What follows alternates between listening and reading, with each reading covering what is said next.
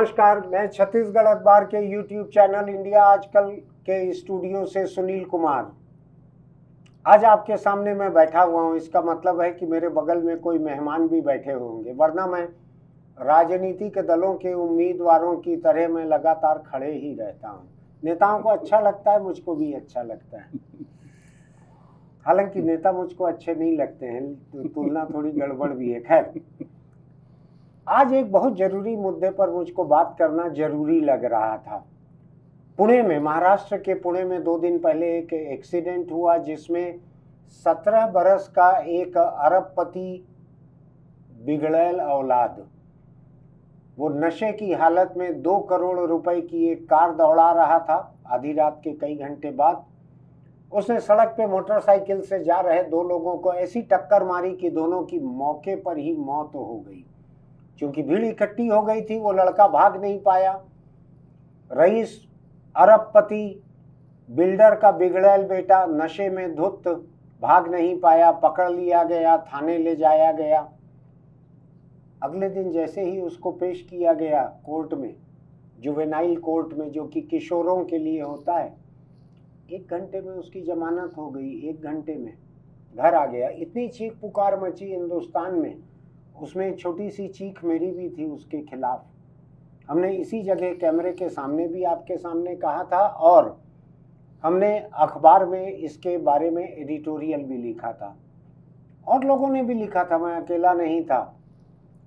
जिस अंदाज में उसको घंटे भर में छोड़ दिया गया और जो अखबार में खबरें आई कि पुलिस ने थाने में उसको पिज़्ज़ा खिलाया बुला के, देर रात में पिज़्ज़ा खिलाया बुला के, और जो शिकायत करने लोग पहुंचे थे दो लाशों के साथ में, वहां पर उनके साथ बदसलूकी की पुलिस ने।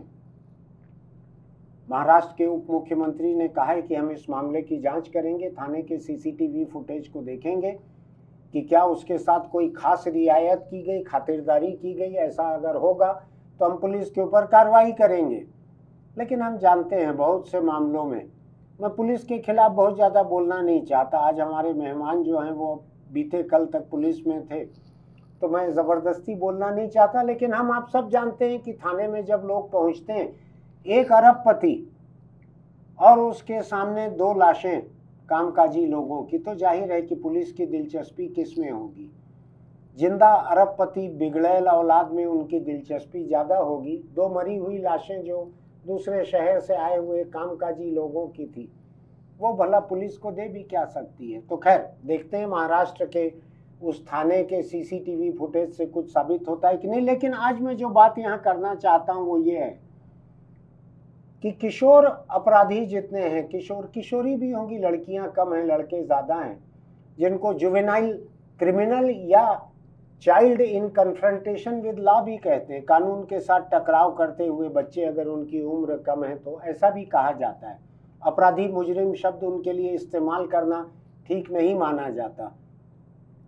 लेकिन मैं कानून की मामूली समझ के लिए कह रहा हूं कि कम उम्र में, 18 से कम उम्र में जो बच्चे जुर्म कर बैठते हैं या कानून के साथ कोई टकराव मोल ले लेते हैं, उनके साथ क्या किया जाना चाहिए। देश में लगातार निर्भया बलात्कार कांड से ये मांग उठ रही है। उन बलात्कारियों में एक नाबालिग भी था। ये भी चर्चा हुई थी कि सबसे बड़ी हिंसा, निर्भया के बदन में लोहे की सलाख डालने जैसी हिंसा उसी नाबालिग ने की थी।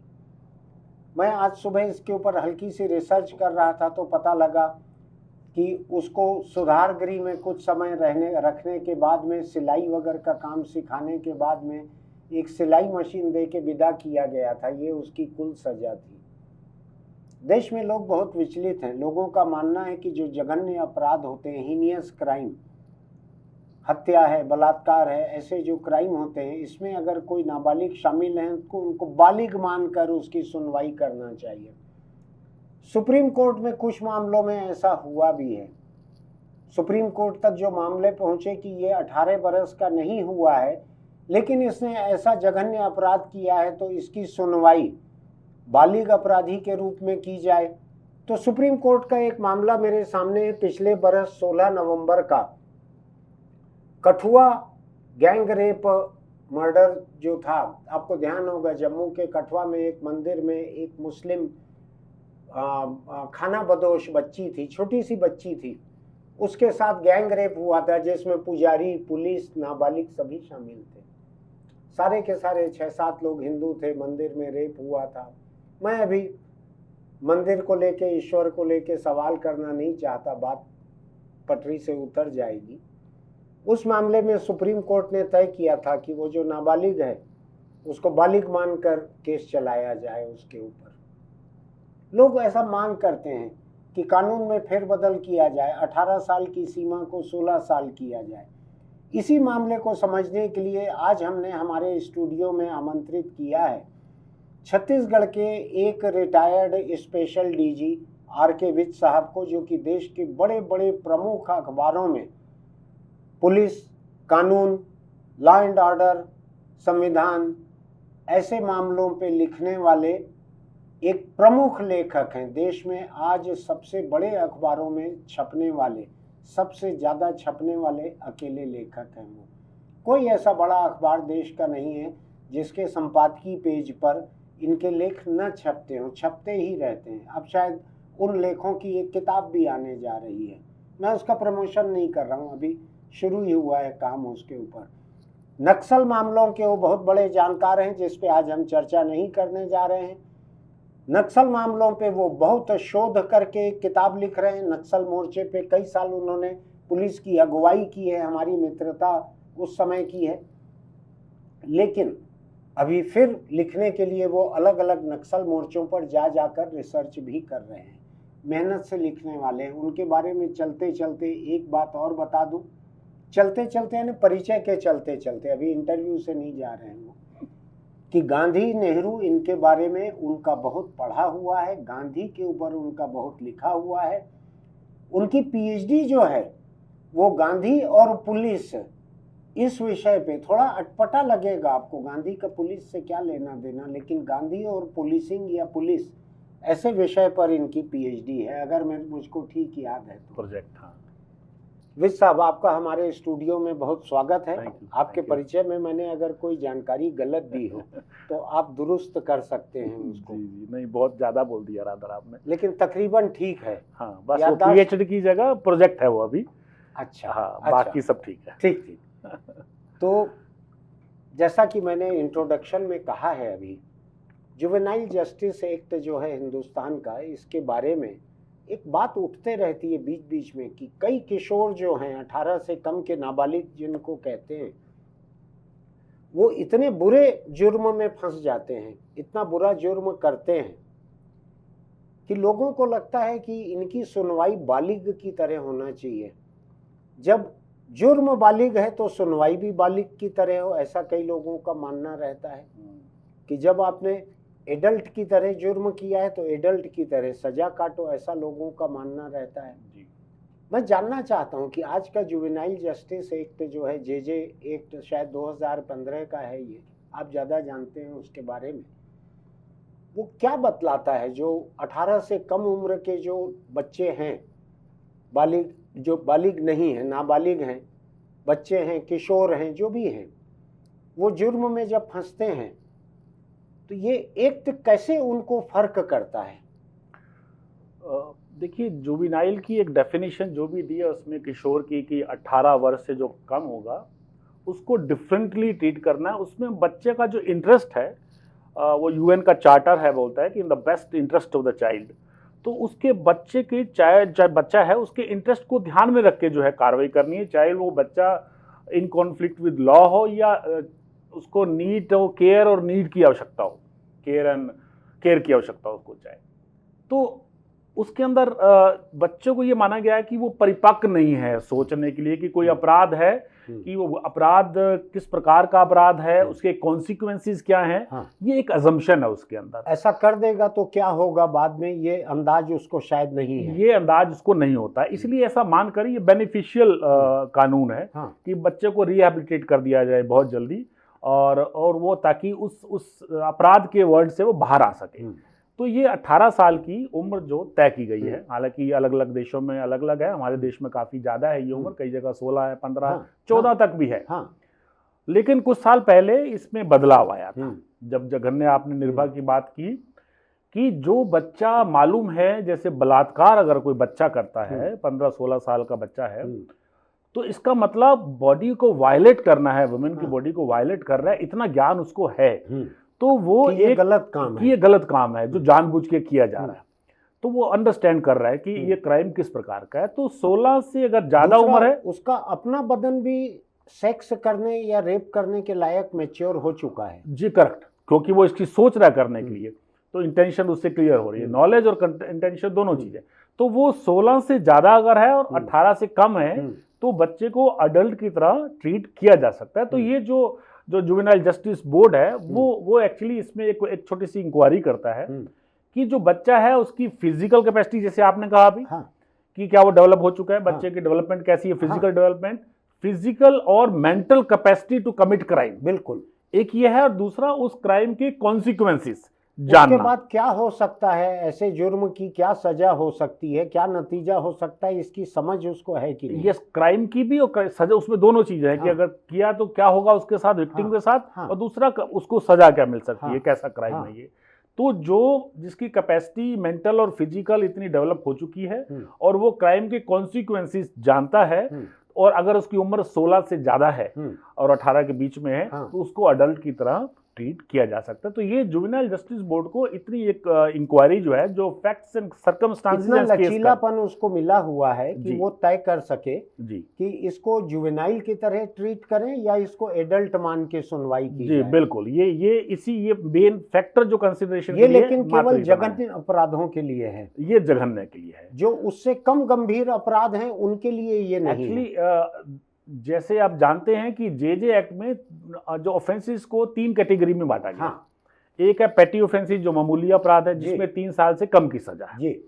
फिर है सीरियस ऑफेंसेस, वो है 3 साल से लेकर 7 साल तक, 7 साल से कम के, तो वो सीरियस ऑफेंसेस है। उसके ऊपर जघन्य अपराध हैं 7 साल या 7 साल से ज्यादा के सजा वाले। तो देखिए ये तो एक्ट है, इसके जो नियम है उसमें भी ये बड़ा स्पष्ट लिखा है कि जो पेटी ऑफेंसेस है, जो सीरियस ऑफेंस है, उसमें तो एफआईआर तक नहीं करनी होती। अच्छा, उसके अंदर केवल एक रिपोर्ट जो है सबमिट करनी है बोर्ड को, और एफआईआर केवल हीनियस ऑफेंसेस में करनी है, यहाँ तक है। और आप पूरे एक्ट के अंदर अरेस्ट नाम भी कहीं, अरेस्ट शब्द का भी इस्तेमाल नहीं किया हुआ, केवल उसको डिटेन करना, रिस्ट्रेंट करना, अभिरक्षा में जी हाँ, इस टाइप के शब्द उसके अंदर इस्तेमाल कर। तो 3 टाइप के ऑफेंसेस हैं।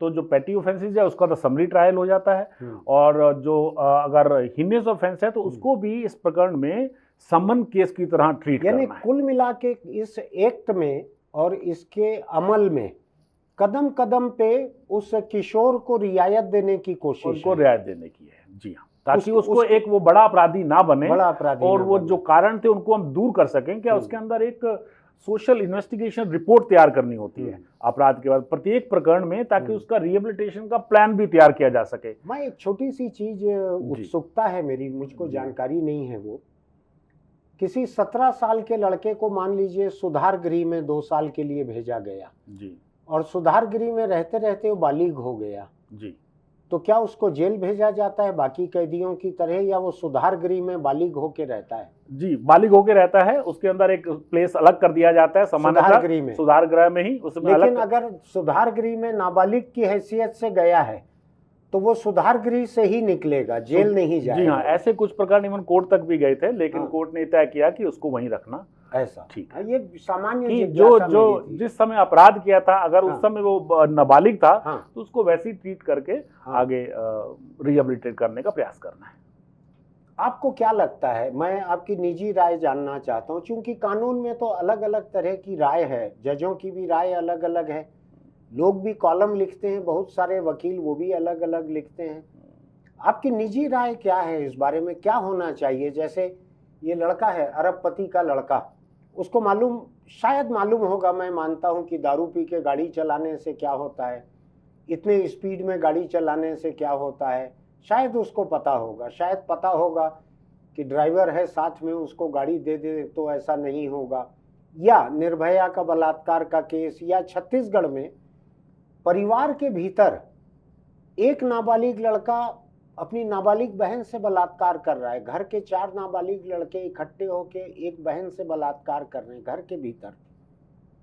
आपको क्या लगता है इसमें होना क्या चाहिए? अब हम अभी अगर मान लीजिए थोड़ी देर के लिए सिर्फ जघन्य अपराधों की बात करें, मुझे लगता है कि इस कानून में कहीं ना कहीं थोड़ा सा परिवर्तन का स्कोप है अभी। हाँ। उसमें अमेंडमेंट का, एक तो देखिए अमेंडमेंट, बड़ा अमेंडमेंट हुआ है ऑलरेडी कि 15 से 18 का जो 16 से 18 की कैटेगरी बनाई है, हाँ। वो मुझे लगता है वो आवश्यकता थी इसकी, तो वो ठीक कैटेगरी बनाई है। इसमें एक पॉइंट वो भी कवर हो जाता है कि एक ये भी एनालिसिस पे पाया गया है कि जो 18 की उम्र है, क्योंकि कई प्रकरण ऐसे हाई कोर्ट्स ने, आपने देखा होगा पिछली बार हम बैठे थे कि 16 से 18 के बीच में कि बच्चे की वो प्यार में थे, तो अगर उनमें सेक्सुअल रिलेशनशिप आ भी गया तो अपराध की श्रेणी में नहीं आएगा, कि पोक्सो का ऐसा उद्देश्य नहीं है। अर्थात 16 से 18 की जो कैटेगरी है, जो एज की, पॉक्सो में जुवेनाइल को क्रिमिनल नहीं ट्रीट किया जाता, लेकिन जुवेनाइल बच्चे की डेफिनेशन सेम है ना, इसीलिए वो तो जुवेनाइल तो अगर अपराधी है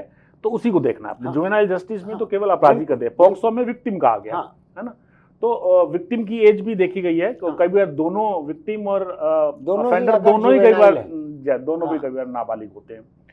तो कि 16 से 18 की उम्र में इतनी मैच्योरिटी, जैसा आजकल बच्चों का ग्रोथ है, जैसा रहन सहन है, मैच्योरिटी जल्दी आती है, वो इंटरनेट, स्मार्टफोन, टेक्नोलॉजी एक्सेस है इंफॉर्मेशन पर लेते हैं, तो ऐसा लगता है कि उसको कम किया जाए। यहाँ तक कि सुप्रीम कोर्ट ने भी कहा था गवर्नमेंट को, लड़कियों की प्यूबर्टी 13-14 साल से घट के 11-12 साल हो गई है। जी हाँ। तो यहाँ तक कि जैसे मैंने कहा, सुप्रीम कोर्ट ने भी गवर्नमेंट को रिकमेंड किया था कि इसकी एज कम करने पे विचार करें, लेकिन हालांकि भी उसके अंदर ये सब चीजें विचाराधीन है। तो ये 16 से 18 की कैटेगरी बनाना ठीक बात है।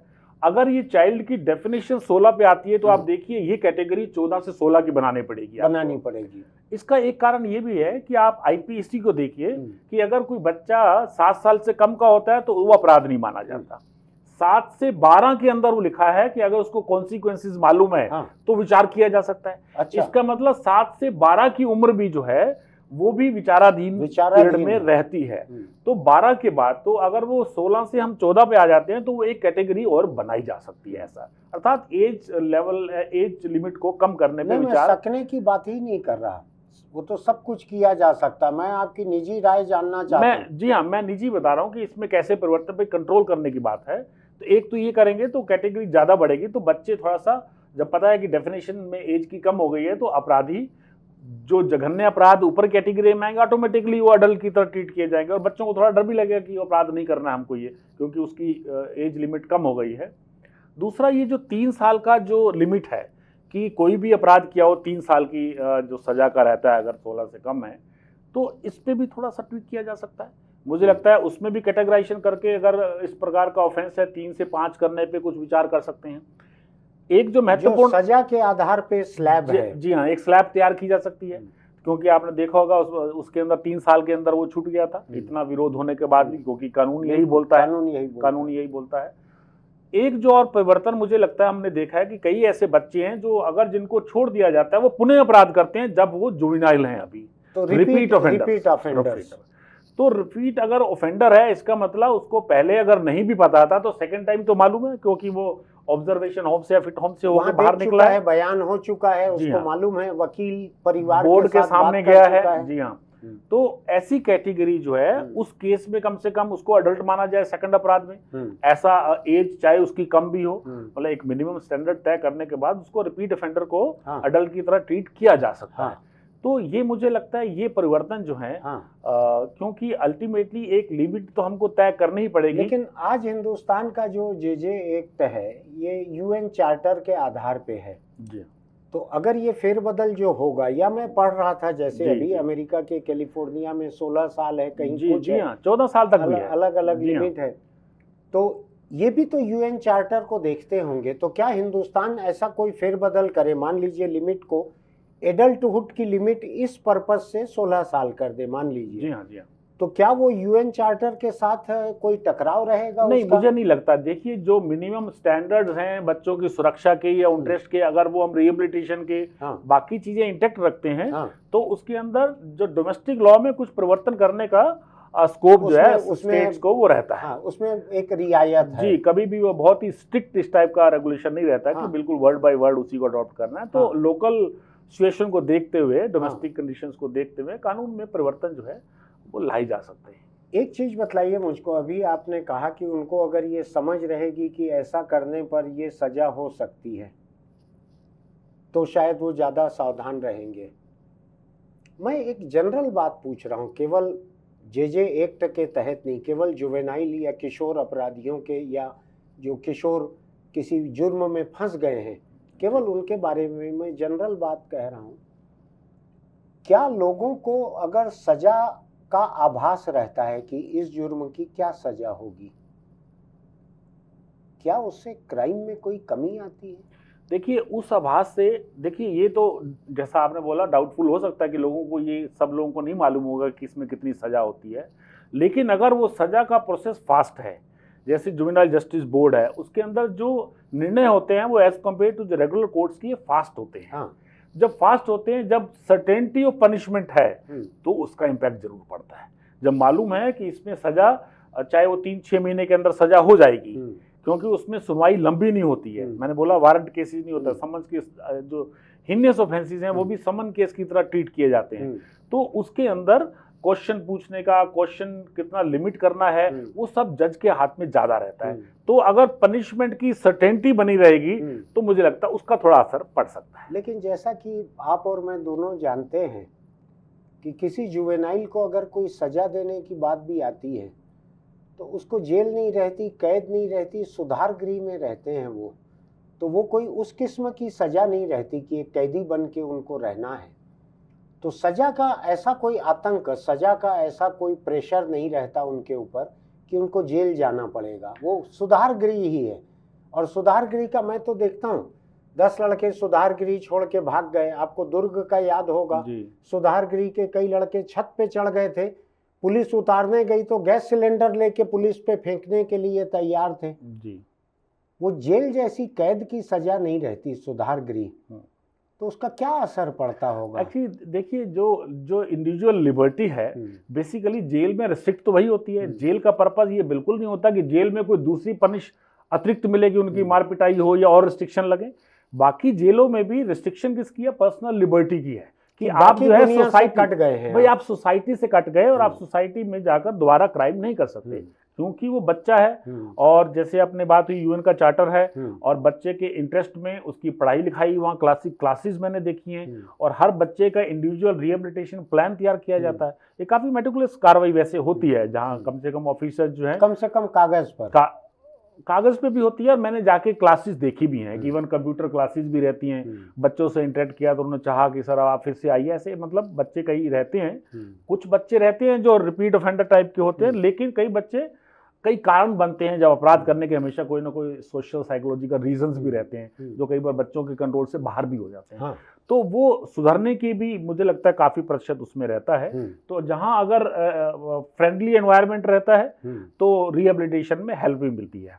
तो कुछ कैटेगरी को अलग कर दीजिए तो वो बाकी जैसे कुछ वायलेंट रहते हैं, तो इसीलिए उन बच्चों को बीच में अलग भी किया जाता है। तो अदरवाइज मुझे लगता है ऑब्जर्वेशन होम या दूसरे ऐसे होम्स में सुधार की गुंजाइश बनी रहती है। समझना चाह रहा हूँ, कई तरह के ऐसे क्राइम है जिसमें अगर कोई एडल्ट बालिग लोग अगर फंसते हैं तो बड़ी कड़ी सजा है, नारकोटिक्स एक्ट जी। इसमें जो गिरोह हैं, नारकोटिक्स का काम करने वाले लोग गिरोह की तरह रेगुलर मुजरिम रहते हैं, लगातार उसी काम को करते हैं। ऐसा नहीं कि आज एक दिन चोरी करके घर बैठ गए। जो नारकोटिक्स के काम में लगे हैं वो वही कारोबार करते हैं मोटे तौर पर। ऐसे बहुत सारे मामले आए हैं कि उन्होंने नाबालिग लोगों को भाड़े पे ले लिया, उनके साथ सामान भेज दिया, नशा भेज दिया, गांजा है, चरस है, जो भी है, नाबालिगों के हाथ से भेज दिया कि वो अगर पकड़ाएंगे तो उनको सज़ा बहुत कम है। तो ऐसे कुछ एक जुर्म बच्चों से करवाए जा रहे हैं क्योंकि उनको सज़ा कम मिलेगी उसमें। ऐसा कुछ तजुर्बा है क्या आपका? जी, एक्चुअल में जे एक्ट में भी प्रावधान है कुछ। हालांकि ये रिहेबिलिटेट करने के लिए ज़्यादा है ये एक्ट, इसमें प्रावधान, लेकिन इसमें कुछ क्राइम ऐसे भी हैं कि बच्चों को आपने, जैसे ऑर्गेनाइज्ड क्राइम है, जैसे माउस्ट हैं वो बच्चों को यूज़ करते हैं। तो जैसे आपने नारकोटिक्स का बोला, तो बच्चे को एज ए टूल यूज किया जा रहा है। तो मतलब बच्चा स्वयं अपराध नहीं करना चाह रहा, लेकिन उसका उपयोग किया जा रहा है। तो वो सजा, वो जो बालिग करवाता है उसकी सजा में उसका इजाफा होता है।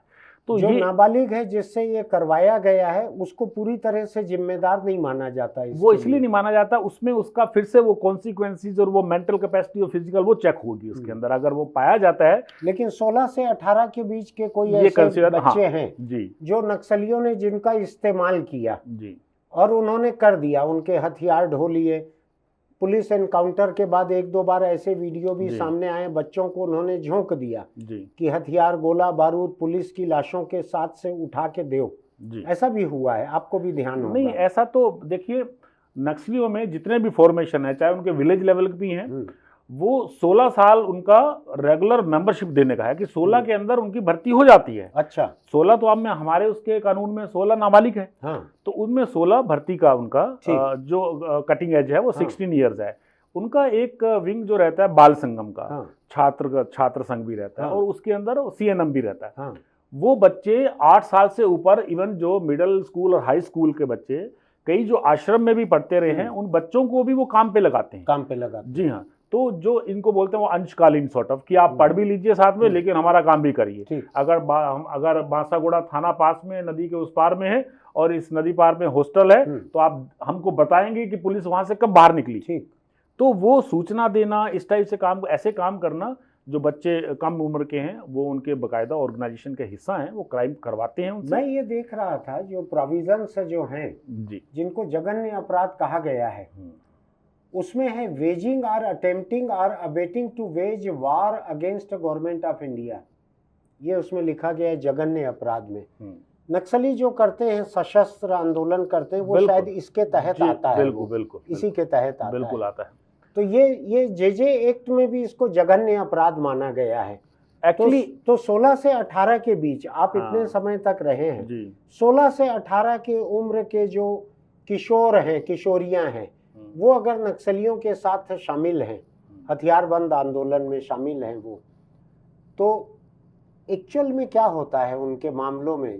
जो जिला बोर्ड है वो क्या तय करता है, उनको क्या मानता है? देखिए, मुझे ऐसा, जो मेरा अनुभव ये बताता है कि बच्चों को, क्योंकि नाम कभी खुलासा नहीं होता, ये जितने विलेज लेवल ऑर्गेनाइजेशन है ये इनके सीक्रेट ऑर्गेनाइजेशन है, तो नाम अगर खुलासा हो भी जाता है तो इनको प्रोसिक्यूट करने के केसेस मुझे लगता है बहुत ही कमजोर, बहुत ही कम के केसेस भी कम हो गए। पुलिस सामान्यतः बच्चों को, पढ़ने वाले बच्चों को प्रोसिक्यूट नहीं करती कि अनलेस कि आप बिल्कुल गोली बारूद में बिल्कुल सम्मिलित हैं, तो पकड़े जाएं या मारे जाएं तो अलग बात है, लेकिन हम स्कूल से, आश्रम से पकड़ के लाएं, प्रोसिक्यूट करें, ऐसा सामान्यतः पुलिस नहीं ऐसा किया है। जी, तो ये क्लास जो है, ये 16 से 18 के बच्चे जिनका नक्सली इस्तेमाल कर रहे हैं, इस्तेमाल नहीं, दे आर पार्ट, वो उनके मेंबर ही बन गए हैं। 16 में तो एंट्री हो जाती है। सवाल ये है PLG के पार्ट। सवाल ये है विज साहब कि अगर 18 के उम्र के पहले वो अपने खुद के बारे में भी फैसला नहीं ले सकते, तो उनका इस्तेमाल ही तो कहलाएगा ना? जी हाँ। नहीं, प्रावधान तो ये लागू होंगे। वो अपने मर्जी से थोड़ी जाके ज्वाइन कर, नहीं, वो तो बड़े भी ऐसे जो हैं केवल ब्रेन वॉश किए हुए हैं, तो वो तो 18-20 साल में भी मुझे नहीं लगता कि बहुत ज्यादा। इसलिए मुझको लगता है कि नक्सली उनका इस्तेमाल करते हैं 16 से 18 के बीच। 18 के बाद भी वहां बने हुए हैं, तो फिर वो अपने मर्जी से तय कर रहे हैं कि उनको नक्सलियों के साथ रहना है। और क्या फेरबदल इसमें होना चाहिए JJ एक्ट में? देखिए, JJ एक्ट में एक उम्र का भी इसके अंदर एक प्रावधान है JJ एक्ट में कि उम्र कैसे निर्धारित करनी। आपने कठुआ का एक एग्जांपल दिया। कठुआ में सुप्रीम कोर्ट ने कहा कि इसको बालिग माना जाए। वो मेडिकल रिपोर्ट के ऊपर आधारित था लार्जली, जो मैंने देखा। तो एक जो हमारे यहाँ अभी भी देखिए, बर्थ और डेथ को रजिस्टर कराने का मैंडेटरी रिक्वायरमेंट है, लेकिन वो इम्प्लीमेंट कहीं ना कहीं नहीं होता। आज भी अगर मैं गांव में जाता हूँ, पूछ लेता हूँ, तो उनके सर्टिफिकेट, चाहे आपकी बर्थ सर्टिफिकेट नहीं होते हैं। तो देखिए, बच्चे में बहुत सारे केसेस, चाहे वो पोक्सो के हों, ये एक लाभ जो है, ये ग्रे एरिया रहता है कि घर वाले जो हैं, उसको अगर कोई क्राइम में फंस गया है तो उसको नाबालिग साबित करने की मैं ये दोनों में अंतर बताता हूँ आपको। उम्र का जो है, देखिए, जहां तक जुवेनाइल, डेलिक्वेंट जुवेनाइल की बात है, JJ एक्ट है, मतलब अगर बच्चा अपराधी है तो उसकी एज निर्धारित करने का फॉर्मूला जो है वो कानून ने दिया हुआ है। अच्छा। कि आप स्कूल का मैट्रिकुलेशन का सर्टिफिकेट देखेंगे उसमें जो एज लिखी है आप उसको मानेंगे, that should be assumed to be true ठीक, डेट ऑफ बर्थ। वो उसको डिस्प्यूट नहीं करना है प्राइमरी अनलेस इन्वेस्टिगेशन। की बहुत बोले कि ये फ्रॉड है, तब जांच का कुछ स्कोप रहता है, पर सामान्यतः नहीं। अगर वो नहीं है तो उसके बाद जो म्युनिसिपैलिटी है, कॉर्पोरेशन है, स्थानीय बॉडीज जो होती हैं, आप उनका सर्टिफिकेट ले आइए, आपका चाइल्ड का कहीं पर आपका बर्थ का रिकॉर्ड किया हुआ है तो वो ला सकते हैं आप। अगर वो भी नहीं है तो ये सेकंड में ये माना जाएगा, तब भी क्वेश्चन नहीं पूछा जाएगा। अगर ये रिकॉर्ड में नहीं है तो फिर मेडिकल टेस्ट होता है, उसमें एक ओसिफिकेशन टेस्ट होता है। वो सामान्यतः जो रेडियस अल्ना जो हड्डी रहती है वो जुड़ने का फ्यूज होती है, हार्डन होती है, इंडिकेट करती है। 2 साल का ऐसा कोई स्कोप, बीच में एक रेंज रहता है, वो एज बताती है। तो जो एज वो डॉक्टर्स जो बताते हैं वो एक रेंज रहती है। और ये बहुत पहले रिसर्च हुई थी कि मद्रासी होगा तो ऐसा होगा, पंजाबी होगा तो ऐसा होगा, नॉर्थ ईस्ट होगा। ठीक, अलग अलग जेनेटिक फॉर्मेशन की जो जातियां हैं उनमें फर्क भी है। और ये फिर बहुत समय पहले का है, ऐसा नहीं कि रिसर्च कंटिन्यू कर रही है, वो टेबल आज तक परिवर्तन भी नहीं हुई है।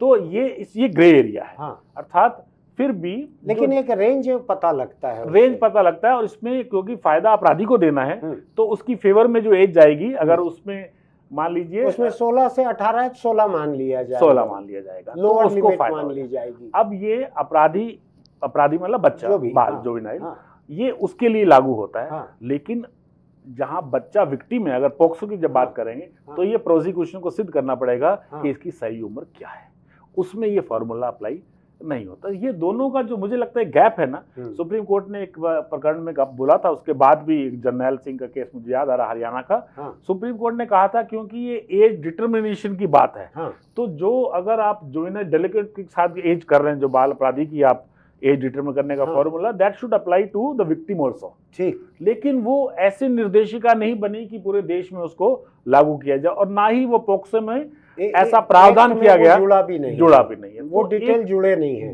तो मुझे हालांकि ये बात सही है कि एज सही वाली होनी चाहिए, लेकिन क्या होता है, डिफेंस लॉयर इसी कंफ्यूजन को, जैसे रूरल एरिया में है, ट्राइबल एरिया में है, डेट ऑफ बर्थ नहीं है, लोग गैस से बता देते हैं। मुझको लगता है कि धीरे धीरे देश में जो डॉक्यूमेंटेशन बढ़ रहा है, आधार कार्ड बन रहे हैं लोगों के, राशन कार्ड बन रहे हैं, जन्म रजिस्ट्रेशन बढ़ रहा है, मुझको लगता है धीरे धीरे जाके ये जो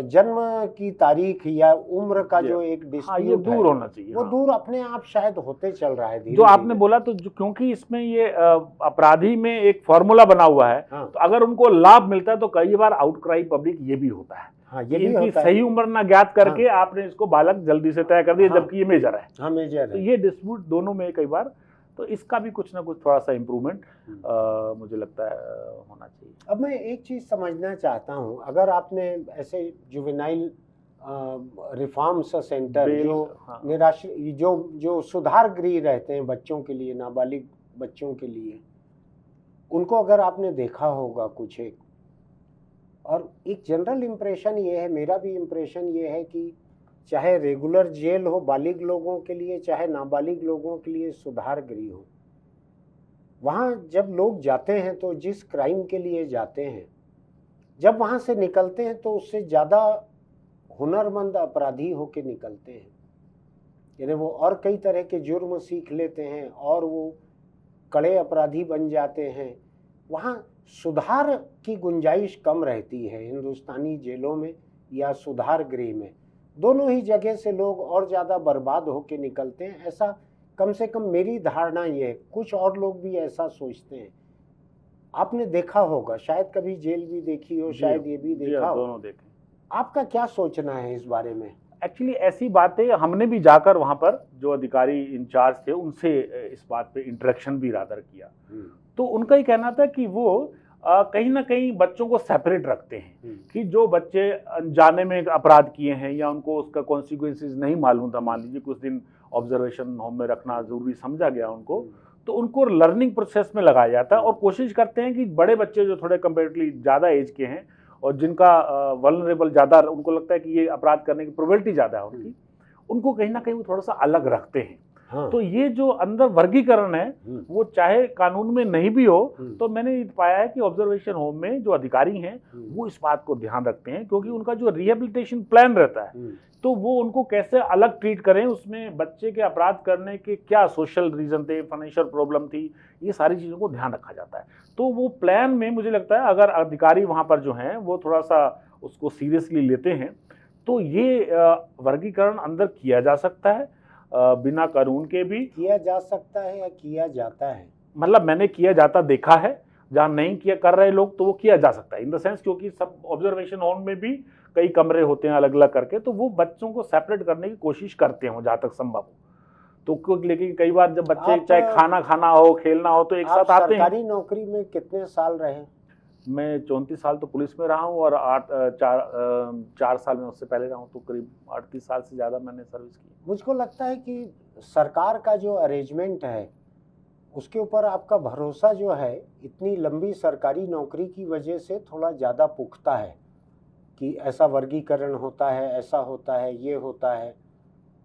मेरा तजुर्बा ये है कि सरकारी ढांचा कहीं भी, चाहे वो आश्रमशाला हो बस्तर की जहाँ बच्चियों के साथ गैंग रेप हो रहा है, जहाँ शाला की सुपरिटेंडेंट का पति अपने दोस्तों के साथ रेप कर रहा है, ये कोई भी शेल्टर गवर्नमेंट का किसी भी तरह का मुझको बहुत अच्छे से काम करते दिखता नहीं है। मेरा तजुर्बा इसके बारे में बड़ा ख़राब है।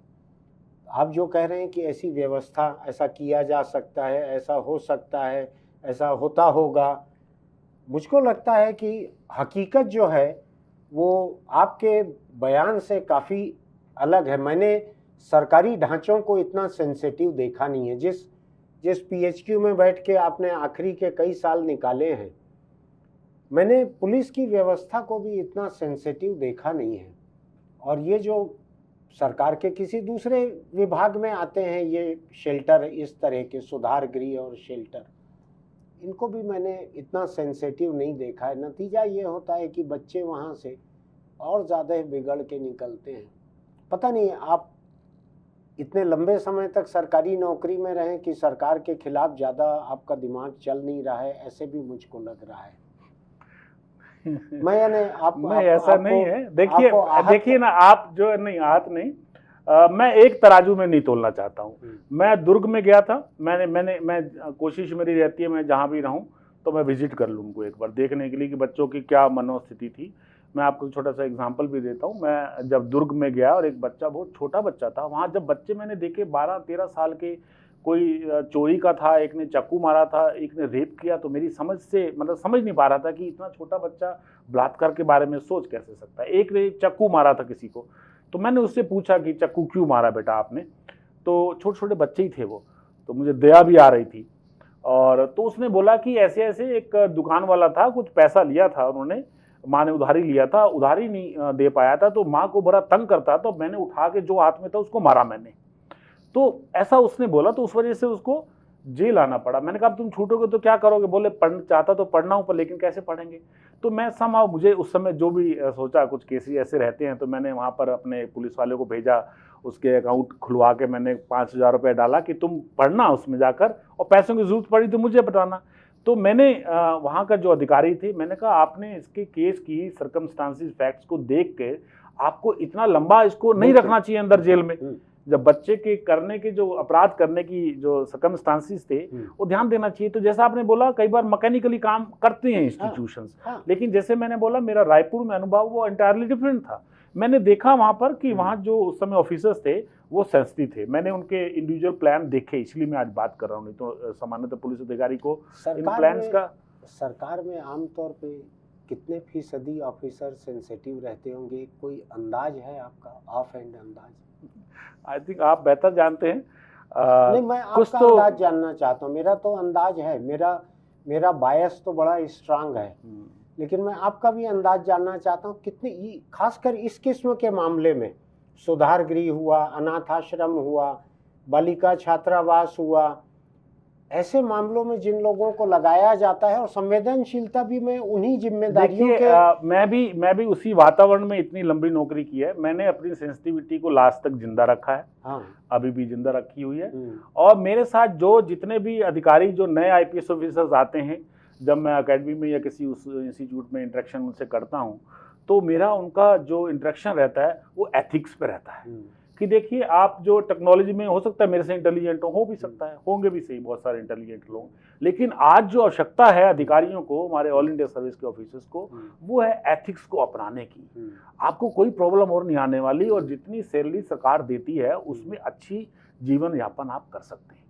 तो आपको सेंसिटिव होना, गरीबों के प्रति जो आवश्यकताएं हैं, कभी कभी जेब से खर्च करना, हेल्प करना, इसको अगर जिंदा नहीं रखेंगे तो मुझे नहीं लगता कि हम पोस्ट के साथ जस्टिस कर पा रहे हैं। तो कोशिश यही रहती है, कोई अडॉप्ट करता है, कोई उसको। आप जिस दर्जे के आदर्श की बातें कर रहे हैं वो कागजों वगैरह में ठीक है। गांधी को आपने ज़्यादा पढ़ा है तो हो सकता है आप ज़्यादा आदर्श की बात करने के हकदार हो गए हैं, लेकिन मुझको लग रहा था कि 38 साल की सरकारी नौकरी में आपने हकीकत को भी देखा होगा कि सरकारी अमला जो है वो किस हद तक जालिम और बेरहम भी हो जाता है। कि बलात्कार की शिकार कोई लड़की थाने पहुंचती है और पूरा का पूरा थाना उससे बलात्कार में जुट जाता है, सारे लोग। यानी जो कठुआ का जिस रेप की हम बात कर रहे हैं, ये मंदिर में रेप हुआ, पुजारी ने शुरुआत की, फोन करके अपने पहचान के लोगों को बुलाया, उसमें एक पुलिस वाला भी था जो वहां पहुंच गया था रेप करने के लिए। मेरा हमेशा से ये मानना रहा है, और कई मैं एग्जांपल भी आपको दे सकता हूं, कि मेरा ऐसा मानना है कि अगर पुलिस में क्रिमिनल एलिमेंट्स हैं, अगर कोई पुलिस वाला रेप में सम्मिलित होता है, he should immediately B dismissed, और जो लॉ में इसकी सजा होनी चाहिए वो मैक्सिमम पनिशमेंट उसके अंदर होनी चाहिए। उस मामले में मैं जस्टिस काटजू जी की तारीफ करता हूं, जिन्होंने बोला था कि अगर ऐसा पुलिस वाला करता है तो उसके साथ ऐसा होना चाहिए, जो कठिन से कठिन सजा हो सकती है। तो हमने बाकायदा कभी कोई बलात्कारी पुलिस वाले को कभी भी बचाने की कोशिश करें, ऐसा मेरे को समझ नहीं आता कि ऐसा।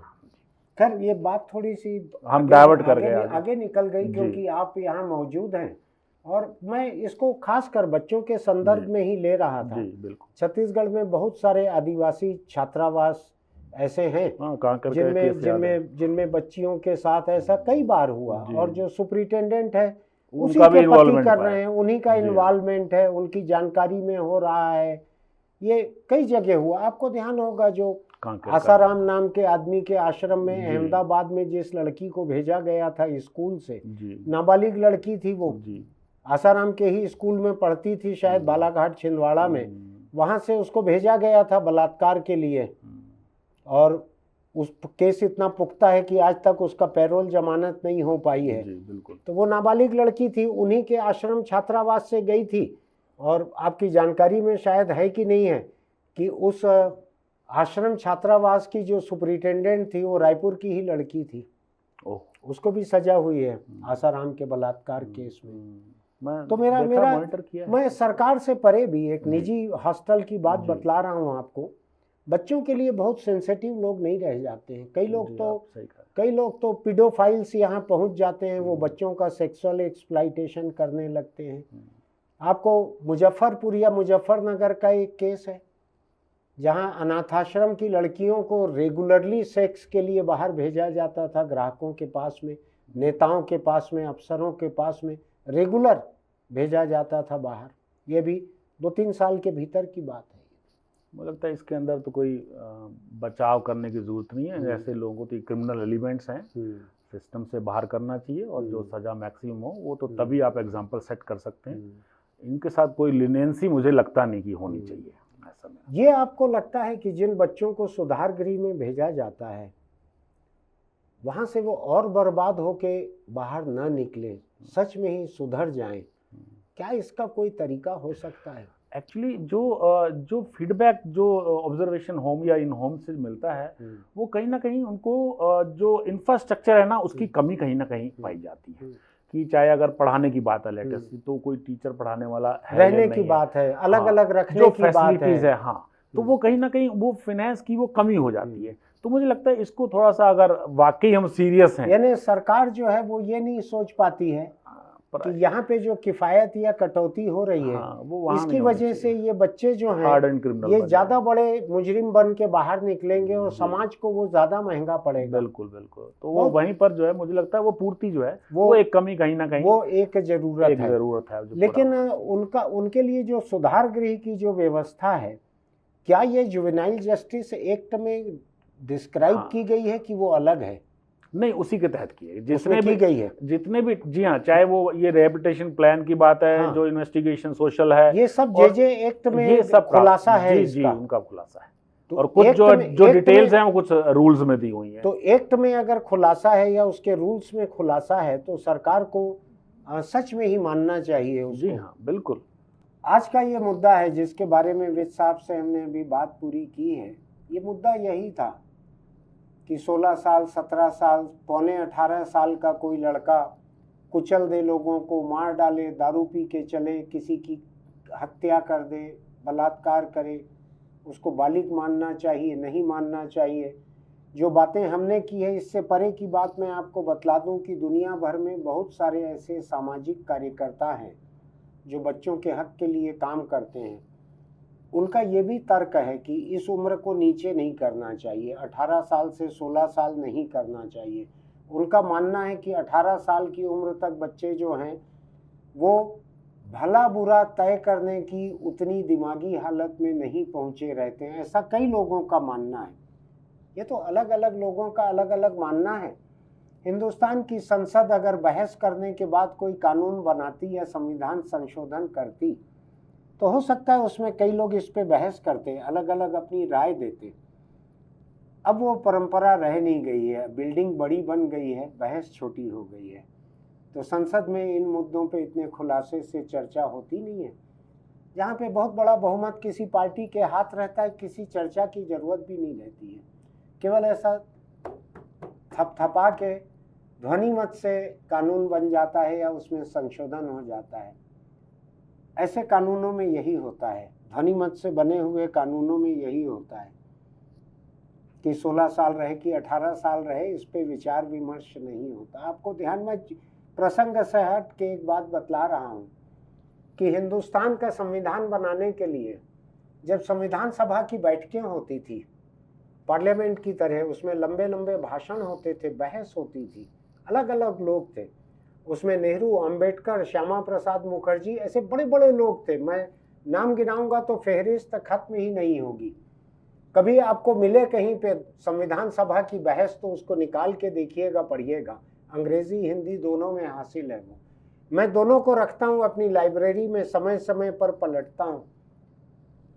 मुझको लगता है कि अगर संविधान सभा की बहस में आज की संसद की जैसी बहस हुई रहती तो देश के संविधान की जगह एक रद्दी की किताब बन गई रहती जो तौल के बेचने के लायक भी नहीं रहती। रद्दी वाला भी उस किताब के दाम किलो के हिसाब से बहुत कम देता। ऐसा संविधान बने रहता अगर देश की संविधान सभा में आज की संसद जैसी बहस हुई रहती तो। ये मेरा मानना है। विज साहब इससे सहमत नहीं हो सकते। वो 38 साल सरकारी नौकरी में रहे हैं, उनकी सोच जो है सरकार के प्रति, संसद के प्रति ज़्यादा सम्मान की हो सकती है। मैं जो कह रहा हूँ इसको कई लोग सदन की, संसद की अवमानना भी मान सकते हैं। मुझको उसमें कोई परहेज नहीं है। हो सकता है ये अवमानना हो, मैं उससे परहेज भी नहीं करता हूँ। फिलहाल मैं चाहता हूँ कि इतनी ज़रूरी चर्चा को अगर आपको ठीक लगे तो हमारे इस YouTube चैनल इंडिया आजकल को लाइक कीजिएगा, पसंद कीजिएगा, इसको सब्सक्राइब कीजिएगा। चैनल को कोई पैसा नहीं है। इसके लिंक को आप अपने दोस्तों को भेजिएगा, क्योंकि इस तरह की समस्या समाज में बहुत सारे परिवारों में, बहुत सारे लोगों के बीच आती है। आपके अड़ोस पड़ोस, जान पहचान में ऐसे कोई बच्चे हो सकते हैं जो कि किसी जुर्म के करीब पहुंचे हुए हों, जुर्म में फंस चुके हों, सज़ा ऐसी पा चुके हों, सुधार गृह भेजे जाने की। इसकी ज़रूरत है। ये ज़रूरी मुद्दा है। ये किसी फिल्म के गॉसिप की तरह का मुद्दा नहीं है, हमारी ज़िंदगी का एक ज़रूरी मुद्दा है। आपको लगता है कि आपके आसपास के कुछ लोग गंभीर मुद्दों पर सोचने वाले हैं तो इस पर ज़रूर चर्चा कीजिएगा, लोगों को भेजिएगा, चर्चा कीजिएगा। उम्र कितनी रहनी चाहिए, कब तक बच्चा माने, किस जुर्म के लिए बच्चा माने, किसके लिए बड़ा मान ले, आप ज़रूर चर्चा कीजिएगा, सोशल मीडिया पर लिखिएगा, हमारे वीडियो के बारे में नहीं, आप इस मुद्दे पे भी लिखिएगा सोशल मीडिया पे। हो सकता है आपकी बात संसद में, अगर मान लीजिए कभी कोई बहस होगी, अब मान लीजिए कोई उसमें आपकी लिखी हुई बात को पढ़ा हुआ कोई होंगे, तो हो सकता है कि संसद में आपकी बात की वजह से कोई फ़र्क पड़े। फिर मिलेंगे। चलते चलते एक छोटी सी बात और, पुलिस के एक बड़े अफसर रहे हुए विज साहब यहाँ पे मौजूद हैं, इसलिए मैं उनसे जुड़ी हुई बात कहूँगा। अगर आप दोपहिया चलाते हैं या उस पर बैठते हैं तो हेलमेट लगा कर रखिए, हेलमेट का बेल्ट भी लगा कर रखिए। बिना उसके हेलमेट जो है सिर के ऊपर एक ढक्कन की तरह है, किसी भी टक्कर में वो सबसे पहले हेलमेट दूर गिरेगा, आपको बचाने के काम नहीं आएगा। फेंकाए हुए हेलमेट से किसी और का सिर जरूर टूट सकता है।